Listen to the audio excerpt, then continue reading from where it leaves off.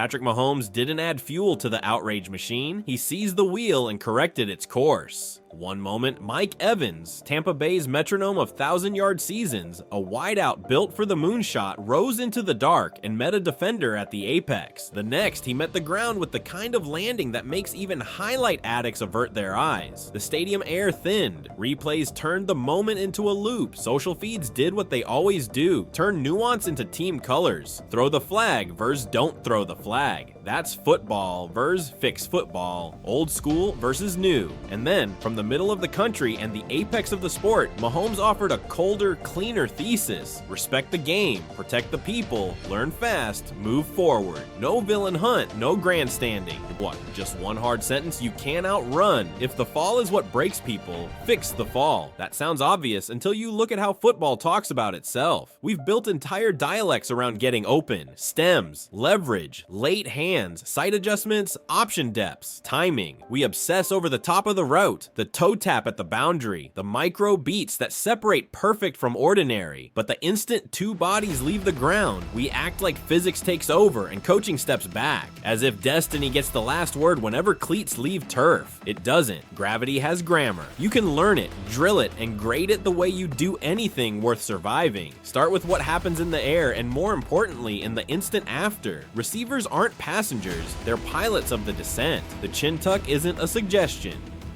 It's a circuit breaker for the neck. A shoulder-led roll is not a flourish. It's a redirection of force away from the spine. That off-arm people leave rigid like a crutch. It should be a spoiler that bleeds momentum, not a post that transfers shock into a shoulder and whiplashes ahead. When impact spreads along the back triangle, scapula to lat to glute, the spine rides shotgun instead of becoming the windshield. These are not academic tricks borrowed from a yoga class. They're field-tested movement patterns lifted from judo's redirection, wrestling's shoulder physics, gymnastics chin tuck discipline, and parkour's ground literacy. And on defense, the creed is simpler than the noise. Fight the wrists, not the hips. Great DBs don't shove flyers off cliffs, they pick pockets in the sky. The best theft in football is clean and cruel to the ball, not to the landing. Language has to catch up to the speed of the sport. Playing the ball sounds precise in a studio and turns to mush at 20 miles per hour, 30 plus inches off the ground, with two athletes sharing a point in space. Say what you mean in pictures. During the airborne phase, the receiver owns a vertical cylinder. Inside that cylinder, attack the hands and forearms. What you may not do is drive through the hip line that yanks the center of mass and corrupts the descent. Don't bury it in a paragraph. Teach it with clips. 10 legal, 10 illegal, every week, graded publicly. Players adapt to what you grade. Crews ref to what you show. Fans learn what you bother to explain. The argument shrinks. The craft gets louder. Then remove pride from medicine. The ugliest minute in football is the one where a woozy player argues, "I'm fine." A coach counts timeouts, and 60,000 people beg the moment to hurry up. Give independent spotters a neutral whistle. No strategy tax, no stigma, no debate. Stumble, glassy stare, delayed motor response. Horn, baseline checks run, not egos. That isn't optics, it's ethics. And yes, it's good business. January is supposed to be a cathedral, not a casualty report. Stars on the field are not a luxury line item in the budget of entertainment. They're the product itself. Measurement is how you make all of that real at speed. Rotational acceleration isn't a vibe, it's a number with a threshold that predicts trouble. Embedded impact sensors and inertial units and pads, paired with AI-tagged video of aerial contests, don't sanitize football, they illuminate it. They tell the booth that a head whip just crossed a threshold, that a descent angle went from survivable to concerning, that a contest in the third quarter deserves a check-in before symptoms start selling the story. Technology won't catch a pass or make a tackle, but it will light the dashboard before smoke shows. And that alone turns panic into protocol. In Kansas City, this message hits differently because the Chiefs live at the speed limit of geometry. The offense asks receivers to climb invisible ladders for back shoulders and seam shots through light that closes like elevator doors. Tight ends fold through brackets and trust timing more than mercy. When Mahomes talks about Evans, he's talking about his own. Guys who risk gravity for a living, who trade disregard for fear with discipline under pressure.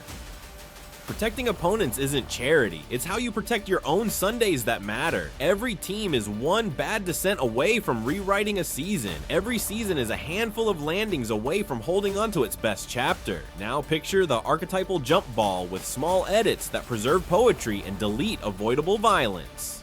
The ball arcs, a comet with laces. The receiver rises, eyes gone quiet, fingertips telling time. The defender climbs on rhythm, tracking wrists instead of hips. Contact is real and ruthless, at the hands. Then the fall, shoulder turned, chin parked, off arm breathing off speed. Impact pouring across scapula, lat, glute, the spine riding along, not absorbing the bill. Something looks wrong, the horn sounds, no boos, no shame, just a professional stoppage for a professional sport. Same drama, fewer sirens.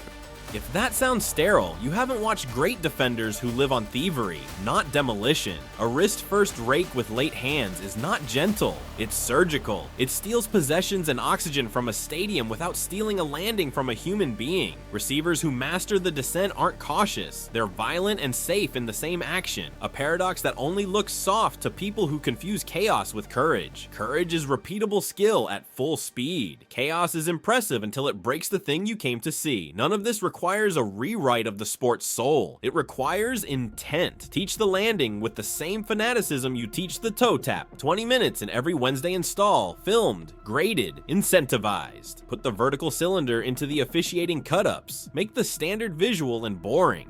On give the independent medical timeout a universal signal so the stadium knows the language of care. Normalize the horn so nobody has to pass a pride test in front of a nation. And put the invisible on tape. Thresholds, angles, flags from the booth that aren't about winning a challenge, but about winning the next week with the same bodies. Fans are not just spectators, they're the algorithm that decides which version of football gets funded. If you reward carnage disguised as authenticity, you will get more of it until January sounds like triage. If you reward clarity, what can be fixed by next week, you will get that too. You can love the hit, the sky, the catch, the roar, and still demand a kinder landing. The brand is the body, the product is continuity. The best advertisement for the sport isn't a slogan, it's the stars still playing when the weather gets mean. What makes Mahomes' stance cut through the noise is everything he didn't do.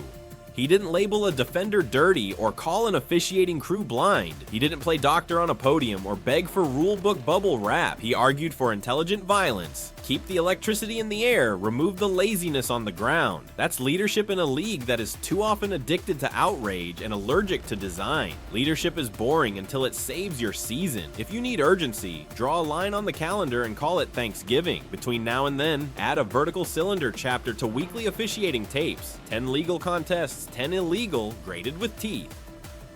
Install landing literacy blocks in every WRDB room and treat them the way you treat ball security and route depth, as culture, not extracurricular. Put a safety analyst in the booth and give them a single job. Tag aerial contests for medical awareness in real time, separate from competitive replay. Name the independent medical timeout in public so fans understand exactly why a game pauses and why that pause is not weakness but professionalism. None of this eliminates risk. It trims the tail where seasons die. There will be pushback because there always is. Let them play is a shrug wrapped in swagger. Bang bang is a confession that your vocabulary goes fuzzy where risk peaks.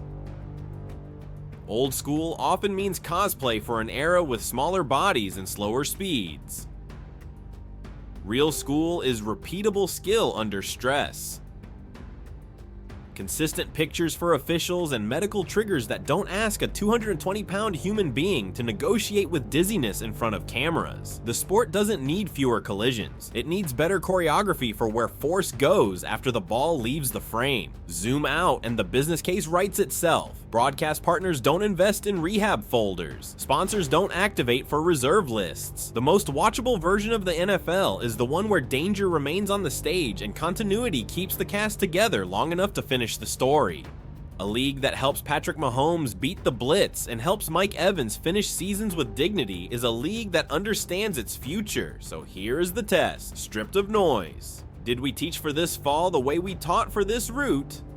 Do our rules produce safer contests at the apex, or do they hide in vague language? Does our medical response run on reflex and thresholds, or on bargaining and vibes? Do we measure what matters? Rotational forces, descent angles, or pretend broadcast angles are omniscient? If any answer is not yet, then you already know the work and the order. Teach, codify, empower, measure. Teach the landing until it's muscle memory. Codify the cylinder until it's boring. Empower the whistle until it's reflex. Measure the invisible until timing is on your side. None of that shrinks the stage. It sharpens what should be sharp and sands what shouldn't. The air stays beautiful, the ground gets less cruel, and the next time a receiver like Mike Evans climbs into the night and the ball traces a line only nerve can reach, the story we tell afterward won't be about a hush. It'll be about a sport that finally learned to land. Mahomes didn't turn Evans' injury into a referendum on manhood. He turned it into a design problem with a deadline. Meet it, and February football keeps all its stars. Miss it, and we'll keep arguing about whistles while gravity does the only job it's ever had. Pick a side, protect players, or protect narratives. Then play the long game like a grown-up. Same drama, smarter physics, fewer sirens, seasons that finish the way they were meant to, on the field with the best still standing under the loudest lights.